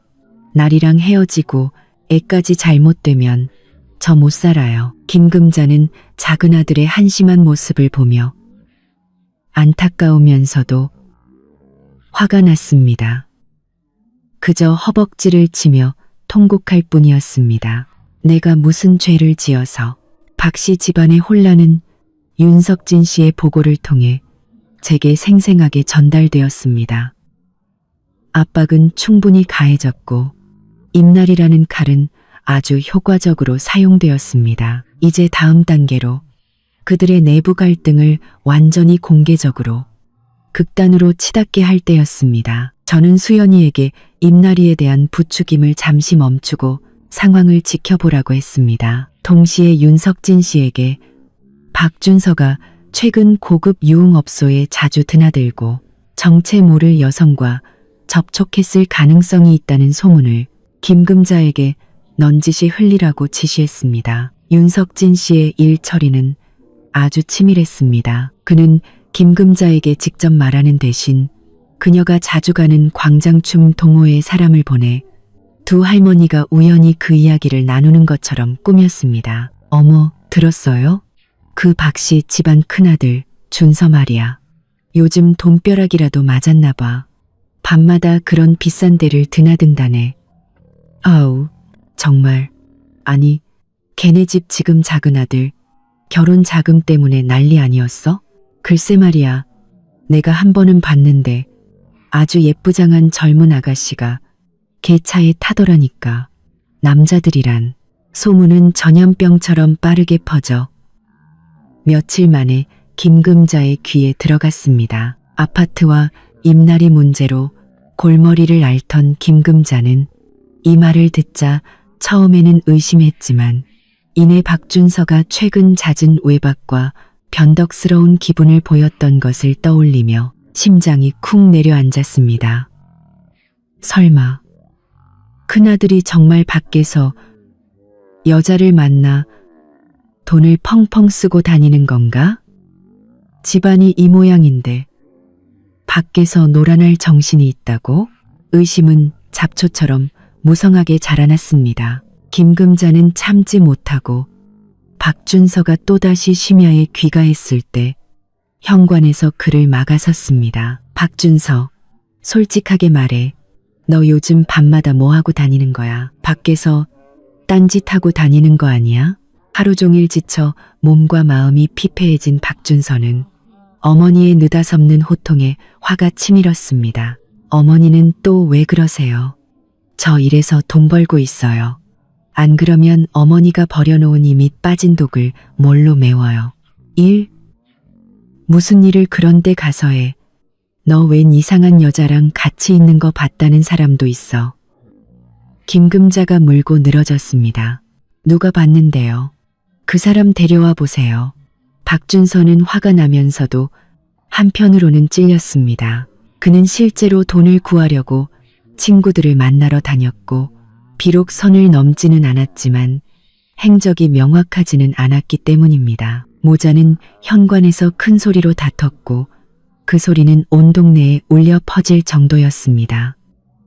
박준호가 싸움을 말리려 나왔지만 상황은 더 악화될 뿐이었습니다. 김금자는 박준서를 은혜도 모르는 놈이라 욕했고 박준서는 김금자를 편애하는 사람, 자신을 돈 버는 기계로 여긴다고 소리쳤습니다. 박준호는 박준서가 문제를 해결할 생각은 안 하고 어머니 속만 썩인다고 탓했습니다. 박씨 집안은 완전히 아수라장이 되었습니다. 신뢰는 사라지고 모두가 원망과 비난을 퍼부었습니다. 이 모든 것은 윤석진 씨가 보내온 보고서에 생생하게 기록되어 있었습니다. 저는 그 글자들을 보며 마치 박씨 집안의 날카로운 다툼 소리가 들리는 듯 했습니다. 내부 분열이야말로 성을 무너뜨리는 가장 빠른 방법입니다. 화약고는 이미 준비되었고 심지에 불도 붙었습니다. 안지 10대 때 분열이야말로 이제 적절한 때를 기다려 가장 많은 사람 앞에서 이 화약고를 터뜨리기만 하면 됩니다. 저는 핸드폰을 들어 달력을 봤습니다. 얼마 지나지 않으면 김금자의 생일이었습니다. 예년 같았으면 그녀는 분명 모든 친척과 친구를 초대해 성대한 잔치를 벌이며 자랑했을 겁니다. 그것이야말로 완벽한 무대가 될 것이었습니다. 저는 제 좋은 시어머니에게 평생 잊지 못할 생일 선물을 준비하기로 했습니다. 박준서가 집을 나간 지 이틀이 지나도록 돌아오지 않았습니다. 김금자는 처음에는 은혜도 모르는 놈이라며 버텼지만 입날이 집안에 독촉이 심해지고 심지어는 사람들을 데리고 와서 집을 부수겠다는 협박까지 하자 완전히 겁에 질렸습니다.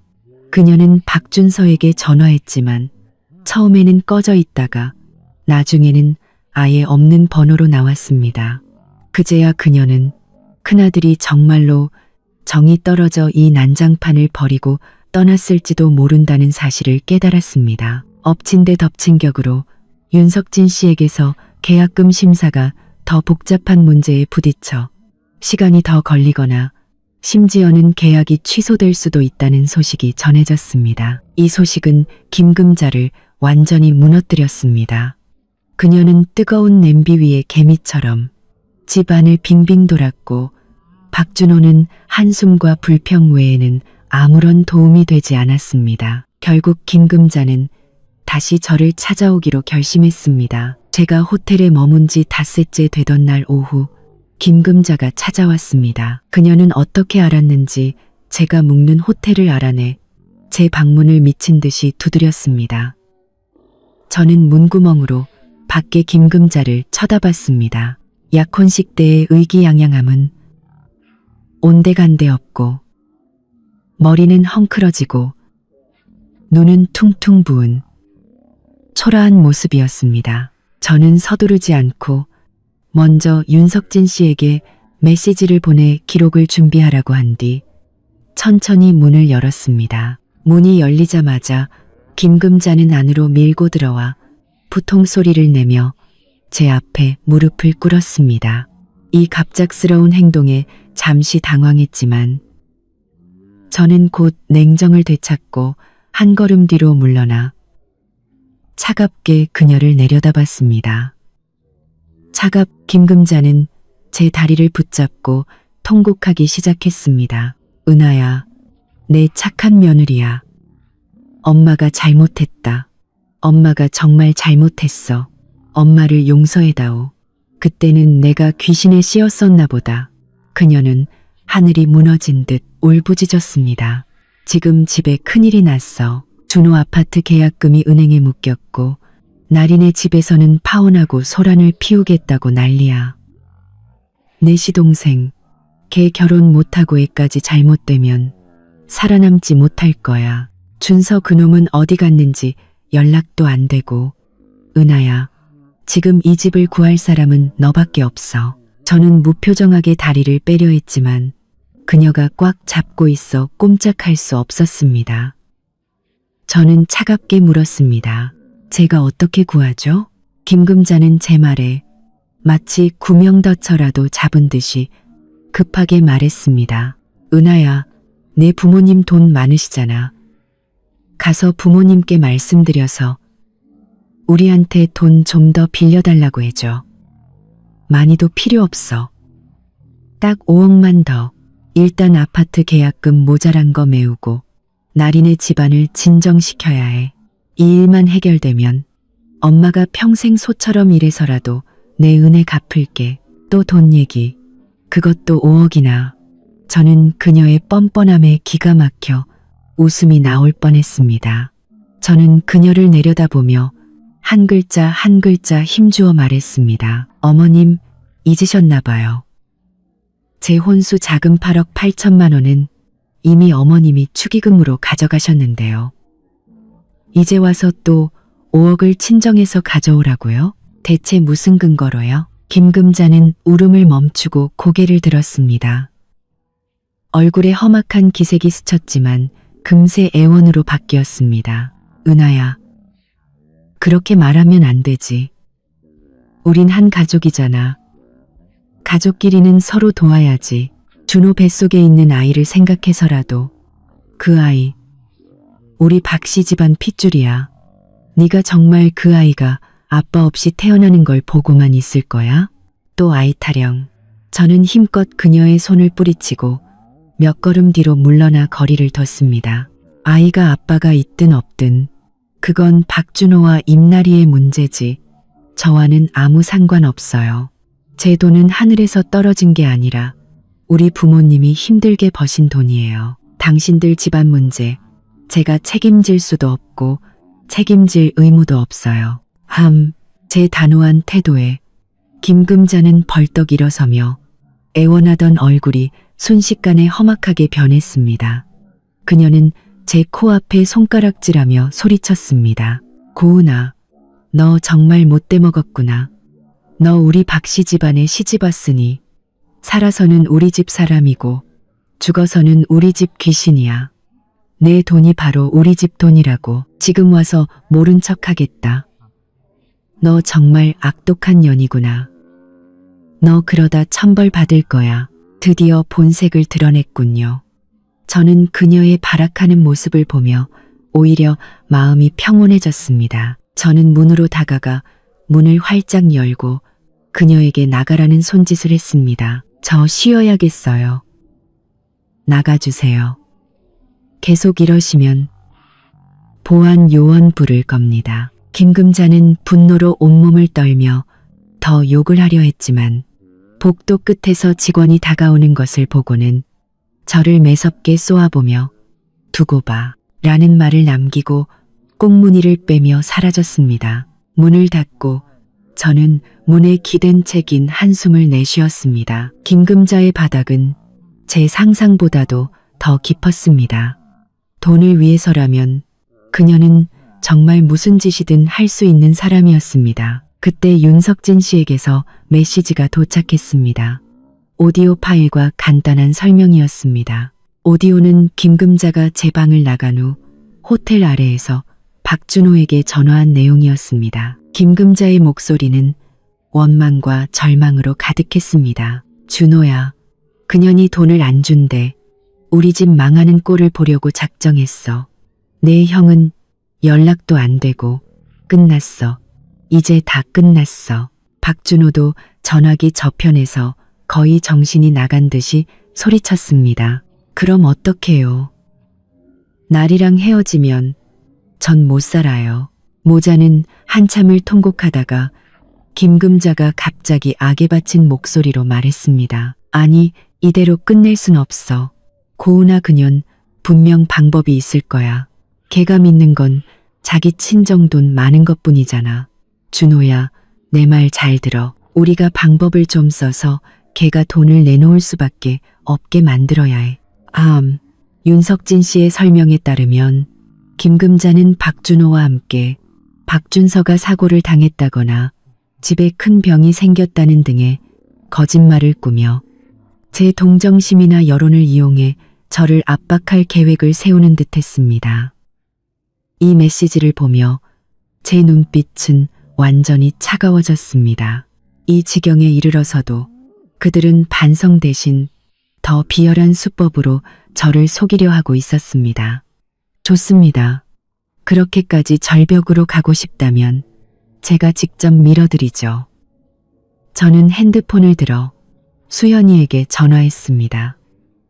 목소리에는 한치의 온기도 없었죠. 수연아, 이제 생일 선물을 준비해도 좋아. 그리고 박준호, 그 자식 좀 잘 지켜봐줘. 무슨 꿍꿍이인지 알아내야겠어. 수연이가 바로 답했습니다. 알았어. 바로 그 말을 기다렸어.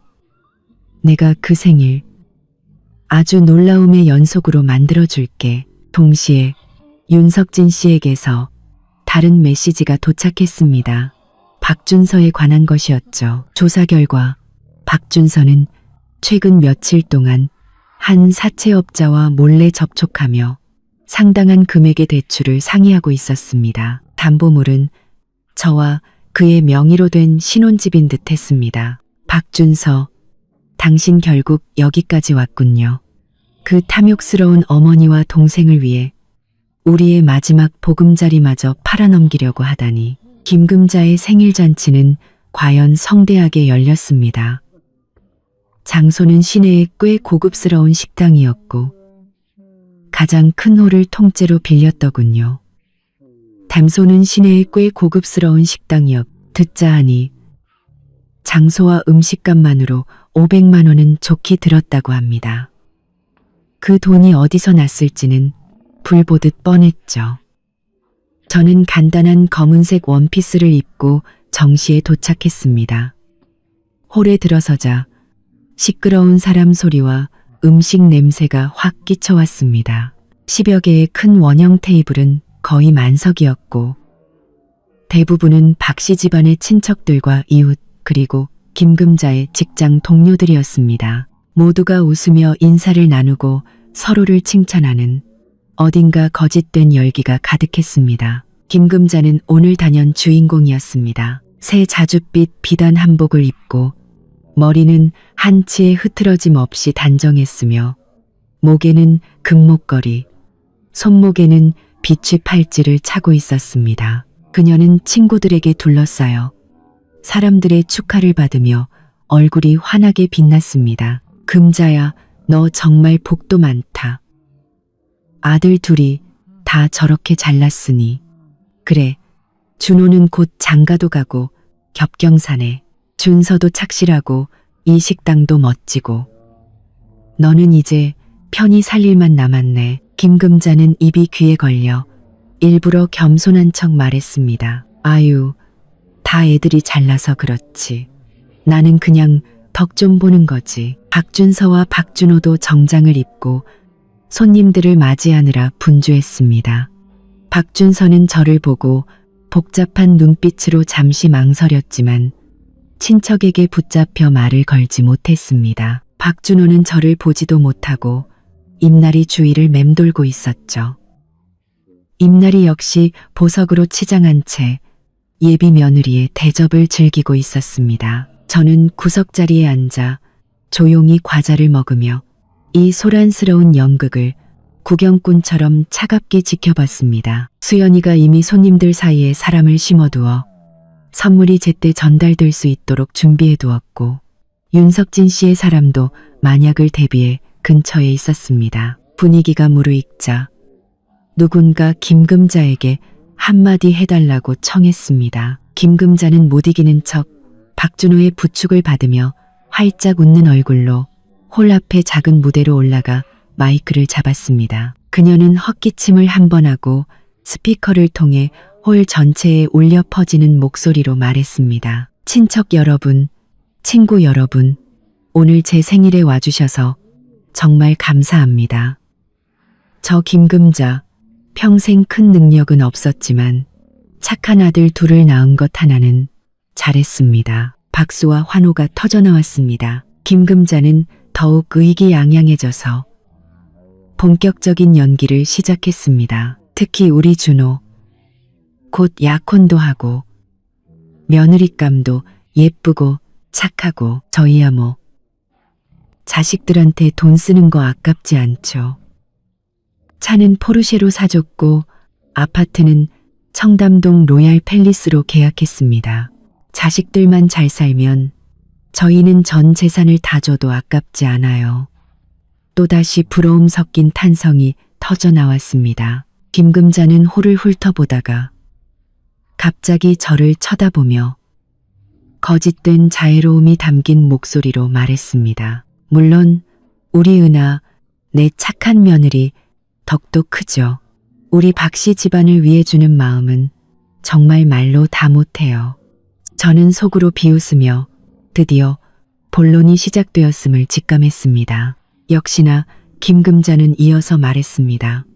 다들 아시겠지만 우리 은하 친정이 부유해서 혼수도 두둑하게 해왔어요. 결혼식 때도 말했지만 그 8억 8천만 원 혼수자금 준호네 급한 불 끄라고 먼저 쓰라고 했더니 은하가 두말 없이 그러라고 하더군요. 이렇게 사리분별, 밝고 대국적인 며느리가 어디 있겠어요? 이 말을 듣자 사정을 모르는 몇몇 친척들은 저를 칭찬하는 눈빛으로 쳐다봤습니다. 김금자는 더욱 신이 나서 거의 저를 가리키며 자랑했습니다. 그래서 말인데 우리 박씨 집안 며느리 하나는 정말 잘 들였습니다. 모두 복덩이들이에요. 앞으로 우리 대가족 화목하게 더 잘 살 겁니다. 그녀의 말이 끝나자 호라는 우레와 같은 박수 소리로 가득 찼습니다. 김금자는 무대 위에서 사람들의 찬사를 즐기며 의기양양하게 서 있었습니다. 바로 지금 저는 손에 든 과자를 내려놓고 천천히 일어나 무대를 향해 한 걸음 한 걸음 걸어갔습니다. 제 행동에 몇몇 사람들의 시선이 쏠리며 대화 소리와 박수 소리가 잦아들었습니다. 무대 위에 김금자를 포함해 모두가 저를 쳐다봤습니다. 그녀의 얼굴에는 여전히 미소가 걸려 있었지만 눈빛에는 경계심과 의문이 서려 있었죠. 박준서가 무언가 눈치채고 저를 막으려 했지만 옆 테이블 사람에게 발이 걸려 기회를 놓쳤습니다. 저는 무대 바로 앞에 서서 김금자를 올려다보며 기이할 정도로 평온한 미소를 지었습니다. 저는 손가방에서 손바닥만한 휴대용 블루투스 스피커를 꺼내 스위치를 켰습니다. 그리고 핸드폰을 꺼냈죠. 김금자가 미간을 찌푸리며 마이크에 대고 불쾌하게 말했습니다. 은하야, 뭐 하는 거니? 엄마 말하는 거 안 보여? 저는 그녀를 무시하고 핸드폰 화면을 가볍게 터치했습니다. 순간 스피커에서 아주 선명한 목소리가 흘러나왔습니다. 바로 김금자가 제 결혼식 피로연에서 했던 그 명연설이었죠. 내 시동생 곧 약혼하는데 차도 사야 하고 아파트도 사야 해. 네가 축의금 셈 치고 내놔라. 걱정 마라. 엄마가 내 몸에 돈 한 푼 없게 하진 않을 테니 이 30만 원 이달 생활비로 가져가렴. 김금자의 그 당연하다는 듯한 선심 쓰는 듯한 목소리가 고품질 블루투스 스피커를 통해 방금 전까지 웃음소리로 가득했던 홀 안에 선명하게 울려 퍼졌습니다. 순간 홀 전체가 숨막히는 정적에 휩싸였습니다. 모두가 믿을 수 없다는 듯 무대 위에 김금자와 저를 번갈아 쳐다봤습니다. 김금자의 얼굴은 순식간에 새하얗게 질렸고 마이크를 쥔 손이 심하게 떨렸습니다. 입술을 달싹였지만 한마디도 하지 못했죠. 저는 그녀에게 반응할 틈을 주지 않고 핸드폰 화면을 다시 한번 쓸었습니다. 이어서는 윤석진 씨가 편집한 은행이체 기록 음성 안내가 흘러나왔습니다. 차가운 기계음이 울렸죠. 고은아 계좌에서 박준호 계좌로 3억 원 이체. 비고 차량 구매 대금. 고은아 계좌에서 로얄 팰리스 개발사로 5억 5천만 원 이체. 비고 아파트 계약금.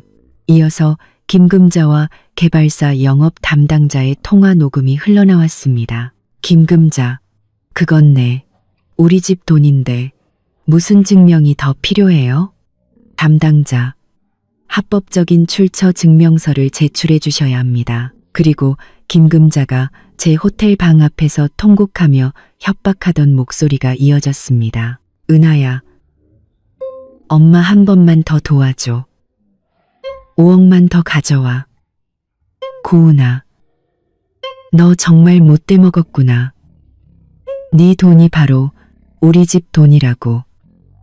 한 토막 한 토막의 녹음 파일은 날카로운 칼날이 되어 김금자와 박씨 집안의 모든 위선을 벗겨냈습니다. 그들의 탐욕과 뻔뻔함, 그리고 비열한 계산이 모든 친척과 친구들 앞에서 적나라하게 드러났습니다. 호라는 죽은 듯이 조용했고 오직 녹음 소리와 김금자의 거친 숨소리만이 들렸습니다. 사람들의 표정은 각양각색이었습니다. 충격, 경멸, 불신, 그리고 고소함.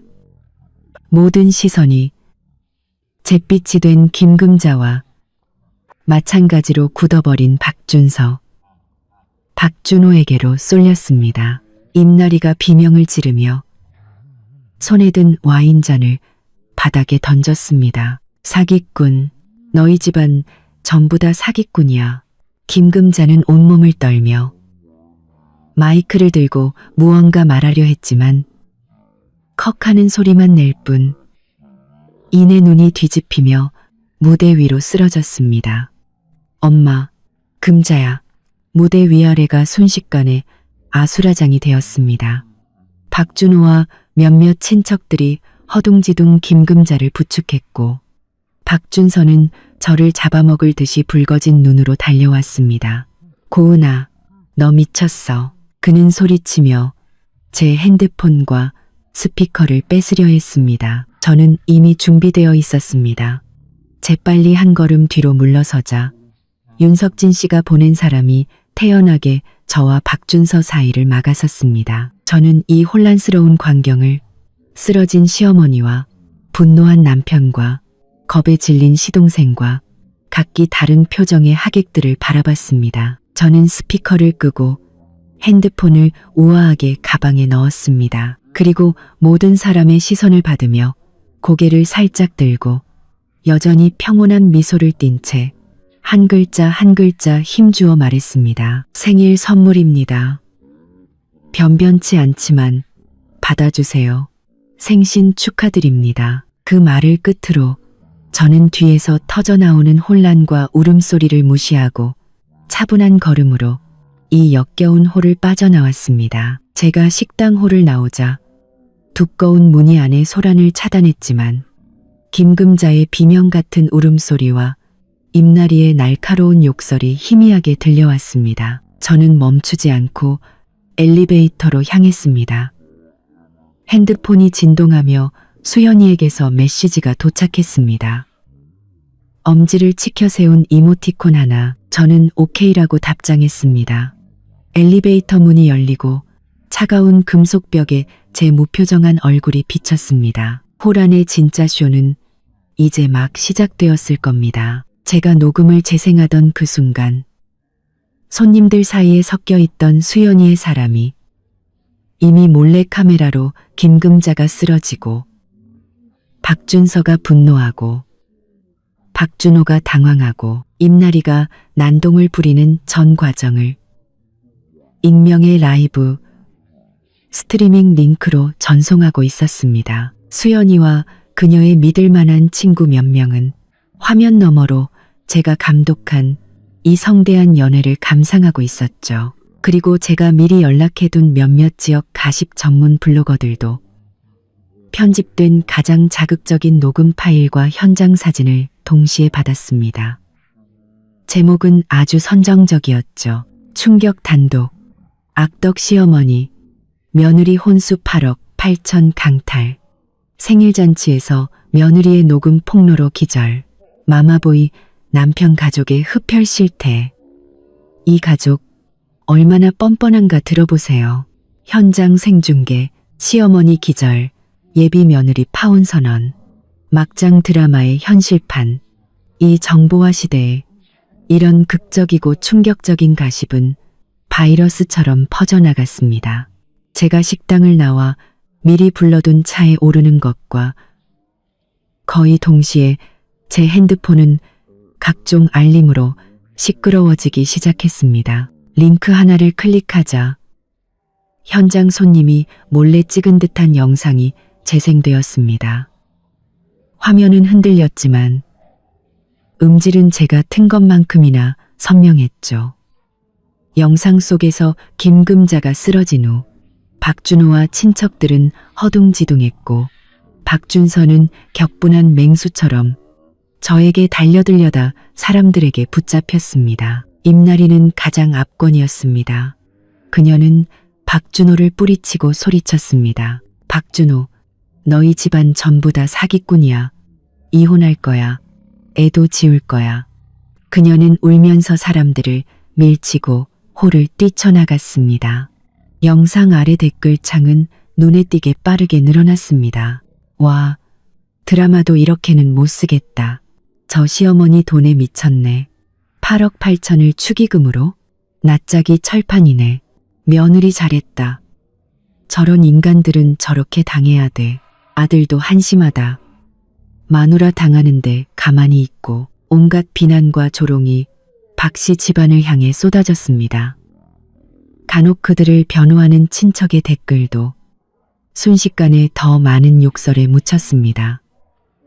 박하시승대를 차에 올라 호텔로 돌아오는 길 박준서에게서 전화가 걸려왔습니다. 전화기 너머 그의 목소리는 쉬어 있었고 극한의 분노와 무너짐이 섞여 있었습니다. 고은아, 너 정말 독하다.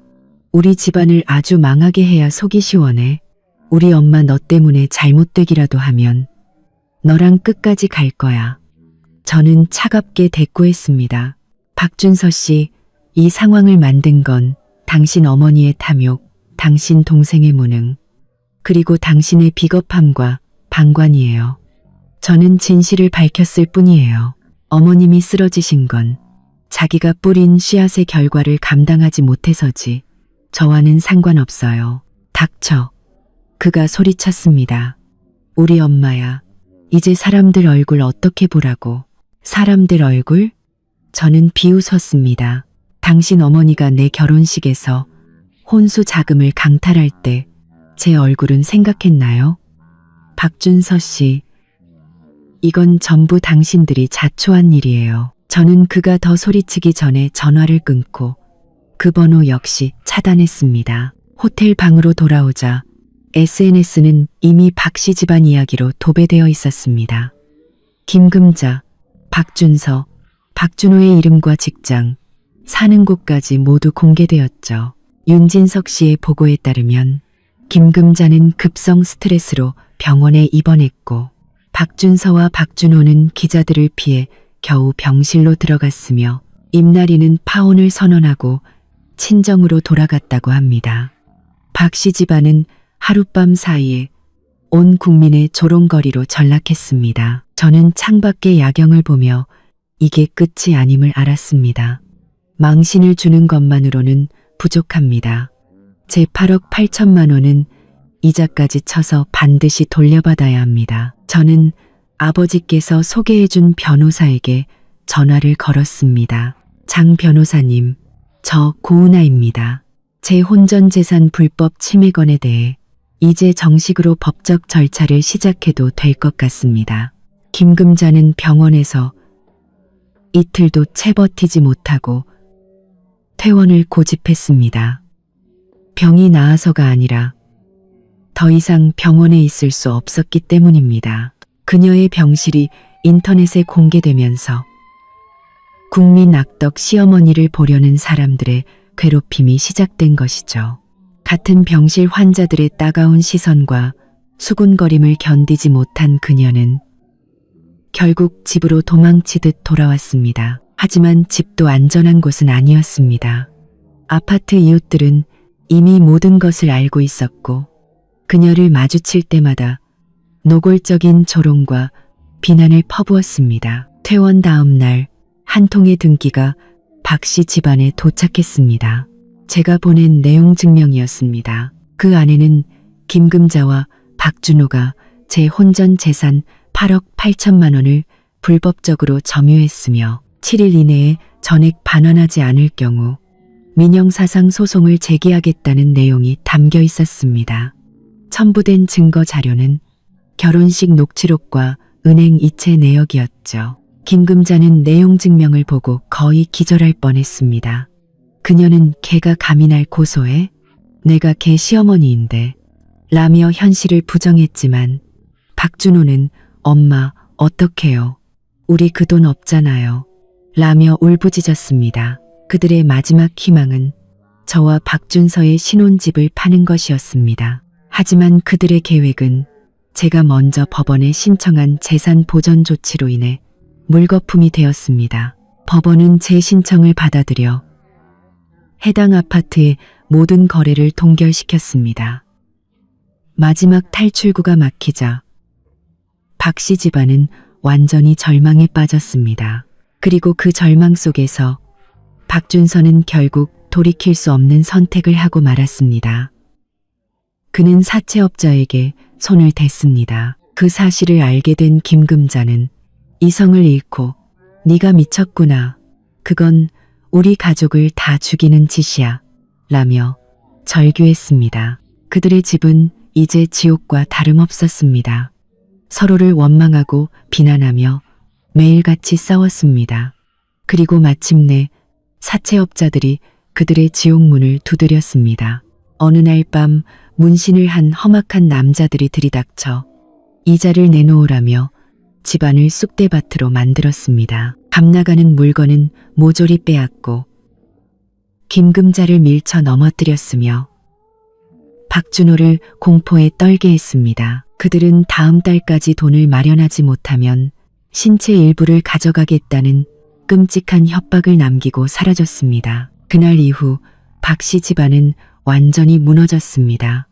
김금자는 충격으로 병석에 누웠고 박준서는 모든 것을 포기한 채 작은 가방 하나를 들고 집을 나갔습니다. 그가 어디로 갔는지는 아무도 모릅니다. 저와 박준서의 이혼 소송은 그의 부재 속에서 일사천리로 진행되었습니다. 법원은 제가 제출한 모든 증거를 인정하여 이혼을 허가하고 김금자와 박준호에게 8억 8천만 원 및 이자 전액을 배상하라고 판결했습니다. 또한 박준서의 심각한 과실을 인정하여 공동재산이었던 아파트의 소유권 대부분을 제게 넘겨주었습니다.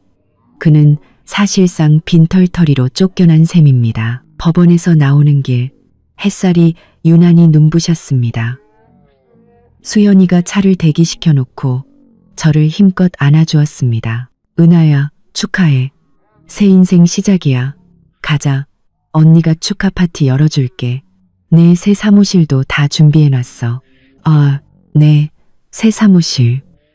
저는 되찾은 돈의 일부와 부모님의 지원을 받아 수연이와 함께 작은 브랜드 기획사를 차렸습니다.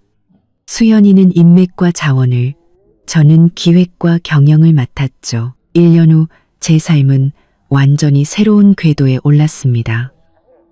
회사는 순조롭게 성장했고 바쁘지만 보람 있는 하루하루를 보냈습니다.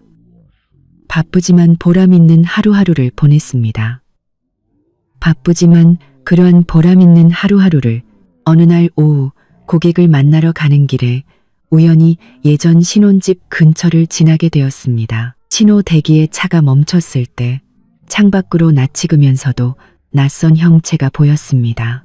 박준서였습니다. 그는 길모퉁이에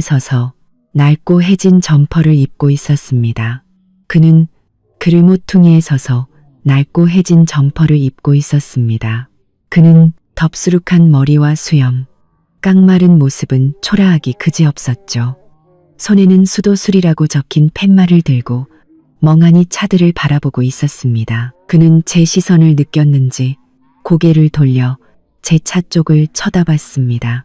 차창 너머로 우리의 시선이 잠시 마주쳤습니다. 그의 눈에는 충격과 부끄러움, 후회, 그리고 설명할 수 없는 애원이 복잡하게 얽혀 있었습니다. 그가 입을 열어 무언가 말하려는 순간 신호가 녹색으로 바뀌었습니다. 저는 평온하게 시선을 거두고 기사님께 말했습니다. 출발해 주세요. 차는 천천히 움직여 차들의 흐름 속으로 합류했습니다. 백미러 속에서 박준서의 초라한 모습은 점점 작아지다가 이내 사라졌습니다. 저는 의자에 등을 기댄 채 창밖으로 빠르게 스쳐 지나가는 번화한 거리를 바라봤습니다. 마음에는 아무런 파문도 일지 않았습니다. 증오도 동정도 없었습니다. 마치 길가의 돌멩이 하나를 본 것처럼 무감각했습니다. 저의 새로운 삶은 이제 막 시작되었으니까요.